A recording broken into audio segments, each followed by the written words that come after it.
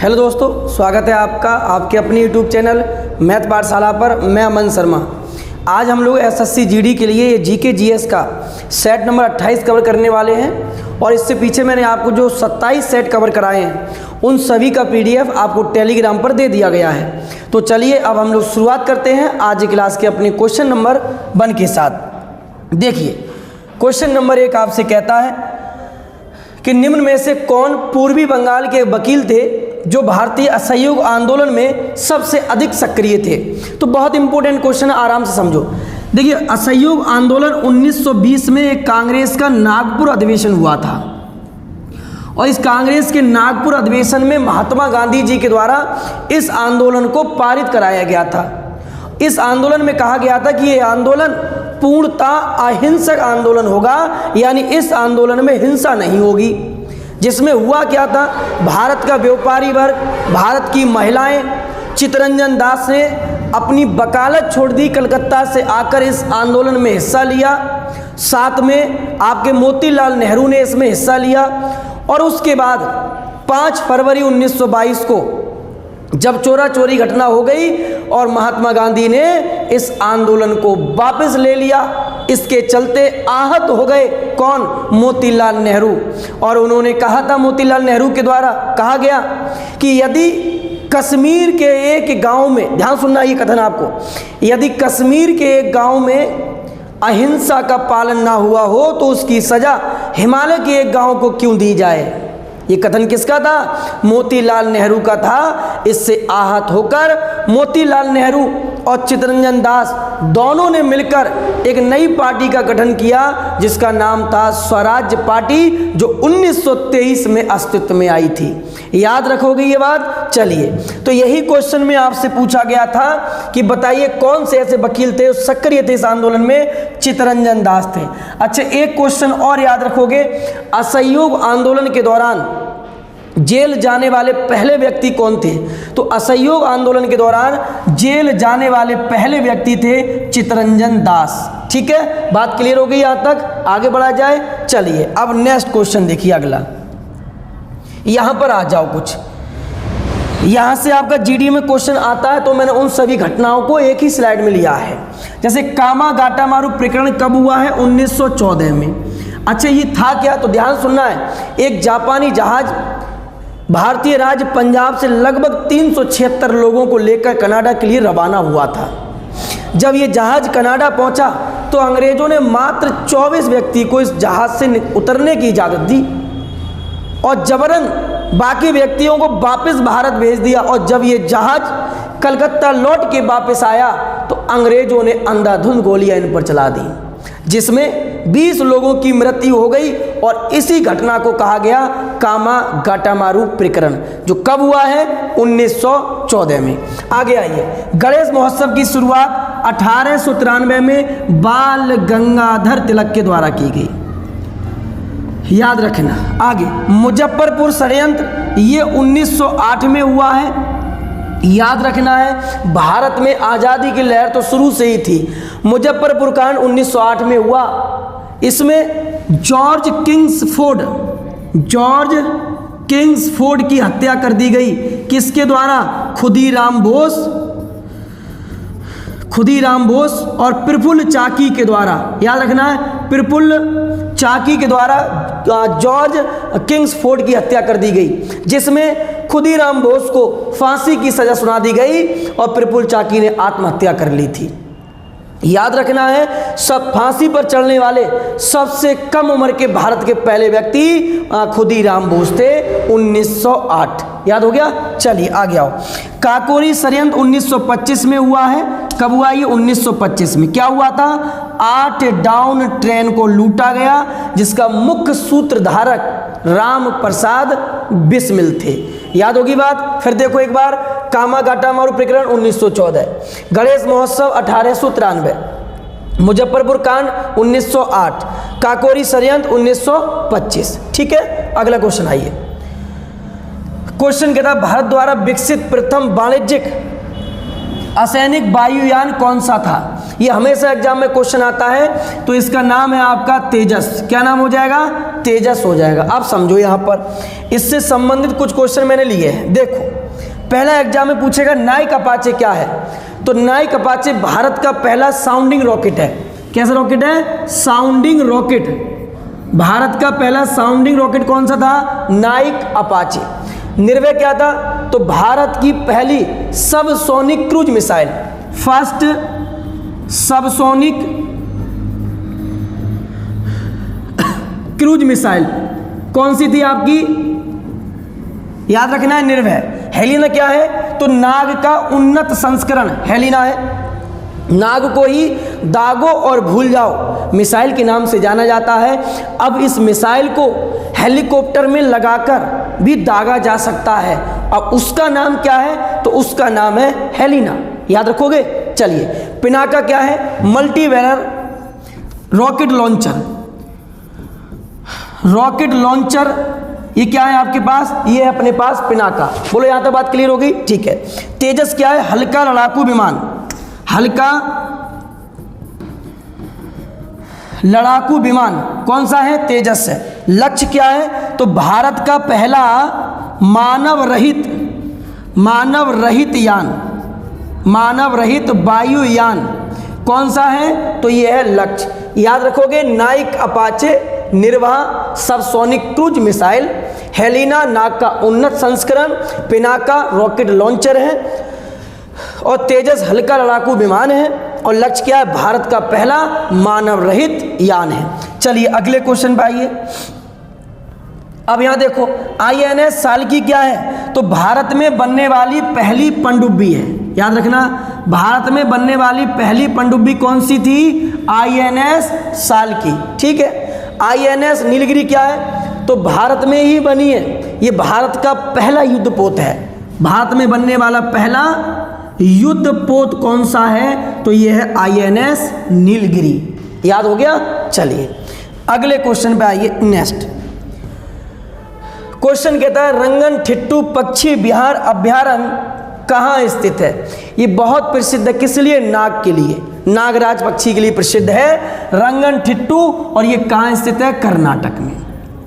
अब देखो, अगर एग्जाम में आपके पक्षी विहार अभ्यारण्य 21 में पूछा गया है तो 22 में पूछने के चांस है। तो मैंने कुछ क्वेश्चन लिया है, आप इसको आराम से देख लेना। देखो, पहला घाना राजस्थान, रंगनथिट्टू मैसूर, नलपति नेल्लौर, डॉक्टर सलीम अली गोवा, डॉक्टर सलीम अली पक्षी अभ्यारण्य ये केरल में भी है, कुमारकोम केरल में है, नल सरोवर गुजरात में है, खिजड़िया वेरी इंपॉर्टेंट याद रखना है, ये गुजरात में है, बंकापुर कर्नाटक में है, चिंतामणि आपका पश्चिम बंगाल में है, कमर पक्षी अभ्यारण्य बिहार में है, बखीरा याद रखना वेरी इंपॉर्टेंट ये उत्तर प्रदेश में है, और लास्ट में है चिल्का, ये आपका कहाँ है? उड़ीसा राज्य में है। याद रखना दो बहुत इंपॉर्टेंट है आपके लिए, कौन कौन से? खिजड़िया और बखीरा। बखीरा उत्तर प्रदेश और खिजड़िया गुजरात में है। ठीक है, चलो आगे आओ। क्वेश्चन कहता है Indira Gandhi memorial tulip garden जो एशिया का सबसे बड़ा ट्यूलिप गार्डन है, यहाँ लगभग 10,000 से अधिक पेड़ पौधे फूलों की प्रजातियाँ पाई जाती हैं, और ये श्रीनगर में है। कहाँ स्थित है? श्रीनगर में। याद रखना इतनी बात कि एशिया का सबसे बड़ा ट्यूलिप गार्डन कहाँ स्थित है? श्रीनगर में। ठीक है, चलो अगला क्वेश्चन कहता है स्टीरियोप्सिस की घटना किससे संबंधित है? तो ये घटना क्या होती है सुनो। जब भी आप 3D मूवी देखने जाते हैं तो आपकी आंखों पर एक चश्मा लगाया जाता है, तो 3D प्रिंटिंग के लिए जो हम आंखों पे चश्मा लगाते हैं देखने के लिए, उस घटना को ही कहते हैं आपका स्टीरियोप्सिस घटना कहा जाता है। इसका संबंध किससे है? आंख से है। बोलो बात क्लियर होगी? ठीक है। अब देखो, कान में 3 प्रकार की हड्डियां हैं, MIS, मेलियस, इंकस और स्टेपिस, जिसमें मानव शरीर की सबसे छोटी हड्डी स्टेपिस है, और मानव शरीर में हथौड़ा हड्डी के नाम से जानते हैं वो आपकी मेलियस हड्डी है। याद रखना इतनी बात। आगे आओ। जीभ में 3 प्रकार की लार ग्रंथियां पाई जाती हैं, मैंने उनको आपको आगे लिया है, आराम समझो। देखिए यहाँ पर आ जाओ, ये छोड़िए, यहाँ देखो। तो मानव शरीर में कितने प्रकार की लार ग्रंथियाँ पाई जाती हैं मुख में? 3 प्रकार की, पैरोटिक ग्रंथि, सबलिंगुअल ग्रंथि और सबमेंडिबल ग्रंथि पाई जाती है। याद रखोगे इतनी बात? चलिए प्लस हो जाइए, यहाँ आ जाओ। कौन कौन सी होगी? पैरोटिक ग्लैंड हो गई, सबलिंगुअल ग्लैंड हो गई, और कौन सी होगी? सबमेंडिबल ग्लैंड। अब एग्जाम में क्वेश्चन आएगा कि मानव शरीर की सबसे बड़ी लार ग्रंथि कौन सी है, तो वो हो जाएगी पैरोटिक। सबसे छोटी लार ग्रंथि कौन सी है? वो हो जाएगी सबलिंगुअल। याद रखोगे इतनी बात? ठीक है, अगला क्वेश्चन आइए। क्वेश्चन कहता है भाई why I am a Hindu पुस्तक के लेखक कौन है? ये बहुत प्रसिद्ध पुस्तक है, कई बार एग्जाम में रिपीट हुई है, याद रखना। इसके लेखक है शशि थरूर। कौन है इसका लेखक? शशि थरूर। अब एग्जाम में विक्रम सेठ की भी कई बार पुस्तक पूछी गई है, मैंने उनको अगली स्लाइड में लिया है। यहाँ आओ, देखो द गोल्डन गेट किसकी है? विक्रम सेठ की है। A suitable boy Vikram Seth है। सानेट पुस्तक के लेखक विक्रम सेठ हैं। एन इक्वल म्यूजिक पुस्तक के लेखक विक्रम सेठ है। इनको नोट कर लेना, बहुत इंपॉर्टेंट पुस्तकें हैं, ठीक है। चलिए क्वेश्चन कहता है निम्न में से कौन सी पहाड़ी आंध्र प्रदेश में स्थित है? बहुत इंपॉर्टेंट, आराम समझिए। आंध्र प्रदेश में पहाड़ी, तो एक एक करके समझो। महाबलेश्वर कहाँ है? महाराष्ट्र में है, तो ये तो होगी नहीं आंध्र प्रदेश में, ठीक है। नीलगिरी कहाँ है? तमिलनाडु में है। नीलगिरी कहाँ स्थित है? तमिलनाडु में। अन्नामलाई कहाँ स्थित है? तो तमिलनाडु प्लस केरल में स्थित है, ठीक है। अब बची कौन सी? पालकोंडा। ये कहाँ होगी? आपकी आंध्र प्रदेश में स्थित है, ठीक है। पश्चिमी घाट की सर्वोच्च चोटी किसे कहते हैं? अन्नाईमुड़ी चोटी को पश्चिमी घाट की सर्वोच्च चोटी कहते हैं। उत्तरी सह्याद्री की सर्वोच्च चोटी कौन सी है? तो याद रखना उत्तरी सह्याद्री की है कलसूबाई, ठीक है। चलिए अगले क्वेश्चन पे आइए।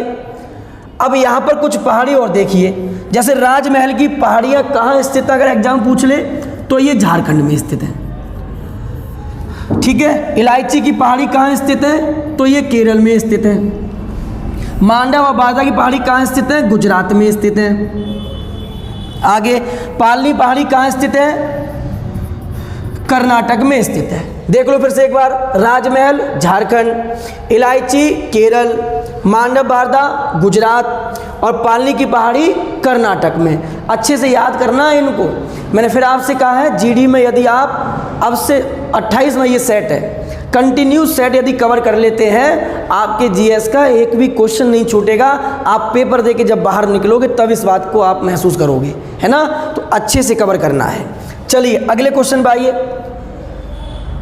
क्वेश्चन कहता है निम्न में से कौन सा खेल यूठांड कप से संबंधित है? ये कप कहने का मतलब ये हुआ किससे संबंधित है? तो ये पिछले क्लास में भी करा चुका हूं। यूठांड कप का संबंध है हॉकी से, किसके? सॉरी, लॉन टेनिस से है। किससे संबंधित है? लॉन टेनिस से है। अब देखो कुछ कप और मैंने लिए हैं जो यहाँ पर आ सकते हैं। देखो यहाँ आ जाइए। हॉकी से Aga Khan cup, Azlan Shah cup. Tennis से डेविस कप। घुड़दौड़ से डर्बी कप। फुटबॉल से डूरेंट कप। पोलो से एजार कप और लॉन टेनिस से हॉपमैन कप। ये कप याद कर लेना, यहीं से एग्जाम में जीडी में बार बार क्वेश्चन रिपीट होता है। टेनिस डेविस, घुड़दौड़ Derby, football Durand, polo Ezra, याद रखोगे। और हमने फुटबॉल की ट्रिक आपको बताई थी, कौन सी बताई थी? रोस में आकर सूंड से आम तोड़े। Subroto Mukherjee cup, Rovers cup, Durand cup, इन सबका संबंध किससे हो जाएगा? फुटबॉल से हो जाएगा। चलिए अगला क्वेश्चन आइए। क्वेश्चन कहता है निम्न में से कौन 1870 में भारतीय लोक सेवा के पहले भारतीय सदस्य बने थे? यानी पहला IAS भारत का कौन था? तो ये भारत के रविंद्रनाथ टैगोर के बड़े भाई सत्येंद्र नाथ टैगोर जी थे। ये भारत के पहले IAS थे। भाई पूछ ले पहली महिला IAS कौन थी? कमेंट करके बताओ, क्योंकि ये पिछले क्लास में हम आपको बता चुके हैं। अच्छा, कमेंट करना क्यों जरूरी है आप जानते हैं? हम आपसे कमेंट करने के लिए इसलिए बोलते हैं कि यदि आप कमेंट करोगे, मान लीजिए आपको पता नहीं है, आप अपनी कॉपी खोल कर उसको चेक करोगे। जब कॉपी खोलकर चेक करोगे कुछ ना कुछ तो नया मिलेगा ही, साथ में पढ़ने की जो जिज्ञासा होगी वो और अंदर से जगेगी। तो जरूरी है आप प्रत्येक कमेंट का जवाब जरूर दिया करो, ठीक है। चलिए आगे आइए। अच्छा, भारत की पहली महिला IPS पूछ ले तो ये हो जाएगी किरण बेदी। कौन थी? किरण बेदी थी, ठीक है, याद रखोगे। अच्छा, एक चीज़ और जरूरी है यहाँ पर, भारत में पहले लोक सेवा यानी IAS की परीक्षा थी, लंदन में हुआ करती थी, भारत में नहीं। इसके लिए भी आंदोलन चलाए गए थे और जब जाकर 1922 से IAS की परीक्षा भारत में शुरू की गई है। याद रखना ये बात, ठीक है। चलो अगला क्वेश्चन आइए। क्वेश्चन कहता है निम्न में से कौन सी ऐसी मादा मच्छर डेंगू है, डेंगू का एक वाहक होता है, उसका नाम बताओ क्या है। हमने बताया जितनी मादा होती हैं वो खून चूसने का काम करती हैं, ऐसे रट लो इनको। जैसे मादा एनाफिलीज मच्छर का संबंध किससे है, इसका संबंध है मलेरिया से, मादा एनाफिलीज मलेरिया से है, ठीक है। क्यूलेक्स फाइलेरिया से है और एडीज का संबंध किससे है, डेंगू से है। मादाएं खून चूसने का काम करती हैं, फिर भी इनके अंदर पुरुष की तुलना में रक्त कम होता है। 5 से 6 लीटर पुरुषों में या महिलाओं में 4 से 5 है, रक्त कम है ना। तो ध्यान रखना है ये बात कि मादाओं का काम है खून चूसना, एडीज है डेंगू, एनाफिलीज है मलेरिया और क्यूलेक्स है फाइलेरिया, ठीक है। चलो अगले क्वेश्चन पर आइए। ये वही है जो मैं अभी पीछे बता के लाया हूँ। यहाँ आ जाओ। क्वेश्चन कहता है आपसे निम्न में से कौन सा कथन एक सत्य है। संविधान के बारे में दिया है। भारत का संविधान अंग्रेजी और हिंदी में हाथों में लिखा गया था, ठीक है। आगे बढ़िए। 11 दिसंबर 1946 को संविधान सभा ने डॉक्टर भीमराव अंबेडकर को अपना स्थायी सदस्य चुना था। ये गलत है। कौन थे स्थायी सदस्य? डॉक्टर राजेंद्र प्रसाद थे, राजेंद्र प्रसाद जी थे, तो ये गलत हो गया। आगे आइए। हंटर कमीशन से संविधान सभा बनाई गई, गलत हो गया।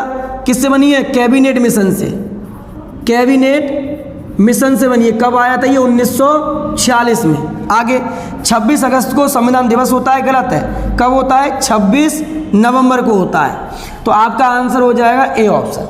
और भारतीय संविधान को छापा गया था देहरादून से और रखा गया है कहाँ? संसद में। याद रखोगे इतनी बात। चलिए नेक्स्ट क्वेश्चन पर आइए। क्वेश्चन कहता है डियागो माराडोना का संबंध निम्नलिखित में से किस खेल से है? डियागो माराडोना एक अर्जेंटीना के, याद रखना है, अर्जेंटीना के प्रसिद्ध कौन है? फुटबॉलर हैं, ठीक है। तो डियागो माराडोना का संबंध किससे है? फुटबॉल से है। अच्छा, कुछ एग्जाम में क्वेश्चन आते हैं टेनिस से संबंधित, जैसे नोवाक जोकोविच, नोवाक जोकोविच, उसके बाद में राफेल नडाल, राफेल नडाल, उसके बाद रोजर फेडरर, रोजर फेडरर, इनका संबंध सबका टेनिस से है, जिसमें नोवाक जोकोविच कहाँ का है? सर्बिया का है, ठीक है। उसके बाद में राफेल नडाल कहाँ का है? स्पेन का है। रोजर फेडरर कहाँ का है? स्विट्जरलैंड का है, स्विट्जरलैंड, ये याद रखना है आपको, ठीक है। और साथ में हॉकी का जादूगर मेजर ध्यानचंद है। भारत का हॉकी का स्वर्णिम युग 1928 से 56 तक कहते हैं, जहाँ पर 6 स्वर्ण पदक जीते थे। उसके बाद 7वां 1964 में और लास्ट 1980 में। आप कमेंट करके हमें बताओ कि जब लास्ट स्वर्ण पदक हॉकी के द्वारा 1980 में जीता गया था, उस समय भारतीय हॉकी का कप्तान कौन था, ठीक है। चलिए अगले क्वेश्चन पर आइए।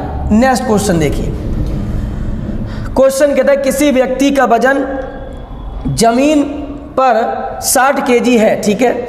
एक समान त्वरण के साथ लंबवत ऊपर की ओर गतिमान एक लिफ्ट में जब उसका वजन मापा जाएगा तो उस व्यक्ति का वजन पर क्या प्रभाव पड़ेगा? 3 क्वेश्चन यहाँ से पेपर में बनते हैं, तीनों ही याद कर लेना, गलत नहीं होगा आज के बाद। देखो, एक लिफ्ट ऊपर से नीचे आती है, नीचे से ऊपर जाती है और रस्सी टूट जाती है, रस्सी टूट जाती है, तो रस्सी टूट जाएगी, इसके लिए याद रखना है शून्य हो जाएगा। क्या हो जाएगा? वजन शून्य हो जाएगा। अब आप झूले पे बैठे हैं, यदि आप मेलों में झूला जो लगता है चरखा, उस पे बैठे हैं तो नीचे की तरफ जब आप आते हैं तो आपका अपना वजन 0 महसूस हो जाता है, लगभग नासा ही है ही नहीं कुछ शरीर में, ऐसा महसूस होता है नहीं, ठीक है। तो ऊपर से नीचे की तरफ जब भी आएगी तो कम महसूस करेगा वजन आदमी, और नीचे से ऊपर जाएगी तो वो बढ़ा हुआ महसूस करेगा। अब यहाँ पर यही पूछा है कि लिफ्ट जब उसका वजन मापा गया ऊपर की ओर जा रही है तो 60 kg से क्या करेगी? वो बढ़ा हुआ महसूस करेगी, ठीक है। ये आपका आंसर हो गया। तो option number D is right one answer है। चलिए अगले क्वेश्चन पर आइए। क्वेश्चन कहता है कश्मीर के पुरुषों और महिलाओं के द्वारा पहने जाने वाली पारंपरिक पोशाक है उसका नाम क्या है? आपने देखा कश्मीरी जो व्यक्ति हैं वो एक बड़ा सा कोट पहनते हैं पैरों तक। उस कोट को क्या कहते हैं? ये कहने का मतलब यही बनता है यहाँ। उस कोट को कहते हैं फैरन। जम्मू कश्मीर में पहनी जाएगी फैरन। याद रखोगे, जम्मू कश्मीर में फैरन। अब हमें लगा हो सकता है आगे भी क्वेश्चन यहाँ से आए, इसलिए हमने आपको कुछ लिया है। देखो यहाँ आ जाओ, समझो। उड़ीसा के पारंपरिक कपड़े याद रखना, कटकी साड़ी और संबलपुरी साड़ी दोनों कहाँ की है? उड़ीसा की। पश्चिम बंगाल की में आ जाओ, ये तो पश्चिम नॉर्मल है। असम का याद रखना, गमोसा, गमोसा और दोचना, गमोसा दोचना दोनों कहाँ के हैं? असम। त्रिपुरा के कुवई पगड़ी और रिकुट गमछा त्रिपुरा के हैं। और रिड़े और खकोली, ये पिछली बार जीडी पूछ चुका है। खाकोली कहाँ का है? त्रिपुरा की पारंपरिक परिधान शैली है, पहनने की शैली है। बात क्लियर हो गई? चलिए अगले क्वेश्चन पर आइए। क्वेश्चन कहता है साउथ साउथ संवाद निम्न में से किससे संबंधित है? तो जितने भी विकासशील देश हैं इनके द्वारा एक साउथ साउथ संवाद शुरू किया गया था 1968 में। इसकी शुरुआत दिल्ली से हुई थी। कहाँ से हुई थी? दिल्ली से हुई थी। याद रखोगे? तो ये विकासशील देशों की सहकारिता के बीच एक संवाद होता है जिसमें सभी देश विकासशील जितने भी हैं वो अपनी आपसी आर्थिक गतिविधियों का जो भी कमी है वो साझा करते हैं। तो आपका आंसर हो जाएगा ए ऑप्शन, साउथ साउथ संवाद। ठीक है, चलिए आगे आओ। क्वेश्चन कहता है गैमेक्सिन का एक रासायनिक नाम क्या है? गैमेक्सिन का प्रयोग कहाँ कहाँ होता है ये भी एग्जाम में पूछा जाता है। ठीक है, ये इंपॉर्टेंट है आपका, याद रखना। शैम्पू में, शैम्पू में खुजली की दवा यदि आप बनाते हैं उसमें भी इसका प्रयोग होता है गैमेक्सिन का। इसका नाम क्या है? Benzene hexachloride. सूत्र क्या होगा? C6H6Cl6। ये क्या हो गया आपके पास? तो ये हो गया गैमेक्सिन, C6H6 और Cl6। याद होगी बात यहाँ तक? क्वेश्चन, हर एक क्वेश्चन आपको इंपॉर्टेंट लगेगा क्योंकि मैंने प्रीवियस क्वेश्चन के साथ साथ जो क्वेश्चन अब आ सकते हैं वो भी उठाए हैं। ठीक है, ये ध्यान रखना है। चलिए अगला क्वेश्चन देखिए। क्वेश्चन कहता है नाभिकीय रिएक्टर में ग्रेफाइट का प्रयोग किस लिए किया जाता है? तो नाभिकीय रिएक्टर के बारे में जानो पहले। पहला नाभिकीय रिएक्टर 1942 में लगाया गया। यूएसए का एक शहर था जिसका नाम था शिकागो। कहाँ लगाया गया? शिकागो। भारत में पहला कब लगाया गया? 1956 में, जिसका नाम था अप्सरा। ये भी याद रखना है आपको। और नाभिकीय रिएक्टर में न्यूट्रॉन की गति को मंद करने के लिए ग्रेफाइट और D2O यानी भारी जल, याद रखोगे, ग्रेफाइट और D2O का प्रयोग किस लिए किया जाता है? नाभिकीय रिएक्टर में विमंदक के रूप में किया जाता है। ऑप्शन नंबर कौन सा हो जाएगा आपका? सी हो जाएगा। बोलो बात क्लियर हो गई? चलिए अगले क्वेश्चन पर आइए। भारतीय प्राणी सर्वेक्षण का मुख्यालय कहाँ स्थित है? ये कई बार एग्जाम में क्वेश्चन आया, याद रखना है। भारतीय प्राणी सर्वेक्षण का मुख्यालय कलकत्ता में स्थित है। ठीक है, अच्छा एक कमेंट और करोगे यहाँ पर कि बताइए राष्ट्रीय संग्रहालय कहाँ स्थित है? ये आप कमेंट करके बताओ। अब भारतीय मौसम विज्ञान केंद्र कहाँ स्थित है? नई दिल्ली में। चमड़ा कहाँ है? चेन्नई में। RBI का मुख्यालय कहाँ स्थित है? मुंबई में। देखो RBI का मुख्यालय पहले था कलकत्ता में, जिसको 1937 में स्थानांतरित करके कहाँ लाया गया? मुंबई में लाया गया। बोलो बात क्लियर हो गई यहाँ तक? चलिए अगले क्वेश्चन पे आइए। तो इस प्रकार से आपका ये सेट समाप्त हो गया। कैसा आपको आज का सेट लगा कमेंट करके बताओ। और हमने आपके लिए अब एक योजना तैयार की है जो आपका रीजनिंग का महत्वपूर्ण चैप्टर होता है जो हर किसी बच्चे को नहीं आता है। जैसे कैलेंडर है, घड़ी है, घनघनाभ है, पासा है, न्याय निगमन है। रीजनिंग जो इम्पोर्टेंट है SSC GD के हिसाब से उनके टॉप 50 क्वेश्चन की वीडियो बनाकर आपको दी जाएंगी बहुत जल्द। ठीक है, ये ध्यान रखना है। तो अब आपसे मिलते हैं नेक्स्ट क्लास में। तब तक के लिए थैंक यू, धन्यवाद। और मैं हमेशा कहता हूँ अपना ख्याल जरूर रखना।